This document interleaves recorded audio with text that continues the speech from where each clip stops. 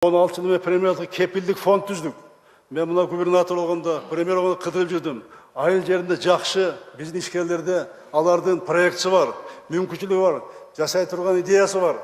Ал қолынан келеді ошол біздің улан қыздарыбыздың.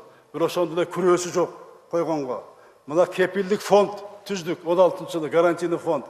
Азыр мына ошол кепилдик фонд мен айттым. Негизи соода сатык эмес, айыл чарбасынан өндүрүп аткан. Кайра иштетүү өнөр-жайын колго алам деген ошол фермерлер, дыйканга, ишкерлерге мына бере баштадык. Былтыр караганда азыр 3 эсе көбөйдү. Азыр кепилдик фонд 68-70% азыр айыл жеринен кайра иштеткен өнөр-жайды мына иштеткен кайра иштетүү өнөр-жайын колго алып атабыз. Мына бундай иштетем дегендер болсо, келсеңиздер, мына будан да жардам беребиз. Муну эмнеге айтып атам?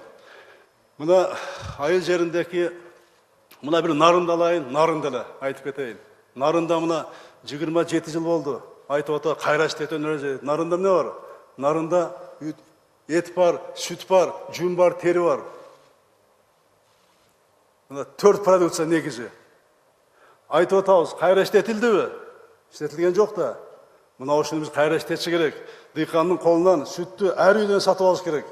Ошондой шарт түзүлгөн мамлекет. Ошол süt завод курам дегендерге мына кепилдик фонд, гарантий кепилдик фонд аркылуу экспортко чыгып аткандарга бюджетте мына быйыл 1 миллиард 600 берилди 6-3 жылга.